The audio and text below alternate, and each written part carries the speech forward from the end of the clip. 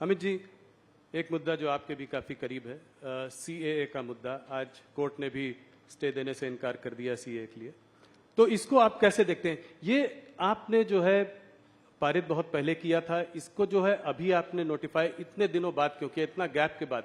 क्या चुनाव आपके उसमें था? ऐसा नहीं था राहुल जी। सीएए पारित होने के बाद देश में एक बड़ी गलतफहमी फैलाई गई और इतने में कोविड आ गया। हम डेमोक्रेटिक कंट्री में है, जब किसी सच्ची चीज के लिए गलतफहमी फैलाई जाती है तो जो पार्टी इन पावर होती है इसका दायित्व होता है कि सच्चाई लोगों तक पहुंचाए। एक भ्रमित किया गया, ऑपोजिशन ने अपनी वोट बैंक जीवित करने के लिए, वोट बैंक बनाने के लिए भ्रांति फैलाई गई कि सीएए से इस देश की माइनॉरिटीज का, विशेष कर मुस्लिम भाइयों बहनों का मताधिकार, नागरिकत्व छीन लिया जाएगा, जबकि है उल्टा। सीएए से किसी का नागरिकता नहीं जाने वाला है। सीएए नागरिकता देने का कानून है। सिख, बौद्ध, जैन, क्रिश्चियन, हिंदू, जो सारे भाई 3 देशों से प्रताड़ित होकर आए हैं, वो सालों से यहां बैठे हैं, उनके पास नागरिकता नहीं है। उनके नाम से संपत्ति नहीं खरीद सकते, सरकारी नौकरी नहीं ले सकते जी। किस प्रकार से इनका जीवन व्यतीत होगा? एक करोड़ों लोगों की परेशानी को कांग्रेस के पास इसका जवाब नहीं था। वो अपनी वोट बैंक की पॉलिटिक्स में ही मशगूल थे और पूरी भ्रांति फैलाई कि सीएए थे देश से मुसलमानों की नागरिकता चली जाएगी। मैं फिर से एक बार, अनेक बार कर चुका हूं, फिर से एक बार स्पष्टता करना चाहता हूं, इस देश के मुसलमानों को डरने की जरूरत नहीं है। सीएए नागरिकता लेने का कानून ही नहीं है, नागरिकता देने का कानून है।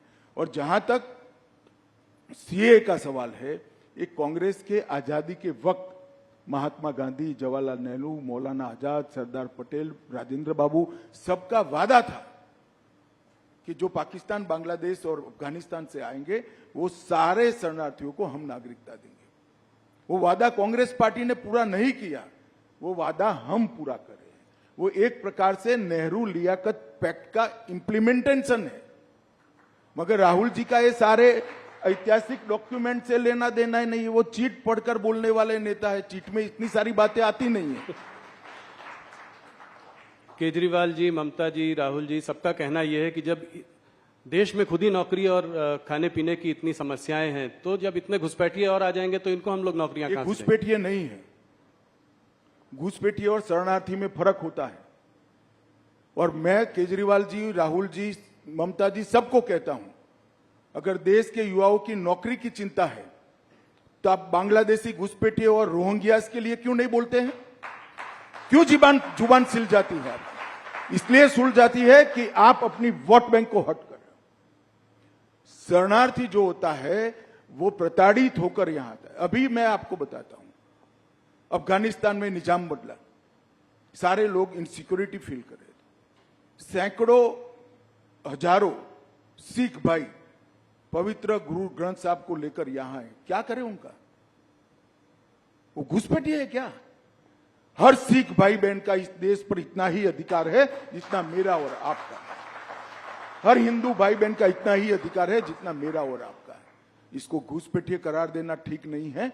और जहां तक नौकरियों का सवाल है, वो पहले से यहां रह रहे, आज रह ही रहे हैं जी। कहां लोड डालने का सवाल है? और केजरीवाल कहते हैं क्या खाएंगे? केजरीवाल जी, आपको अगर प्रॉब्लम है तो 5 किलो अनाज की अर्जी कर दो, आपको भी दे देंगे, हमें कोई आपत्ति नहीं। मोदी जी हर एक को 5 किलो अनाज दे रहे। ये सारे लोग यहीं रह रहे हैं, कहां नहीं कोई व्यवस्था करनी।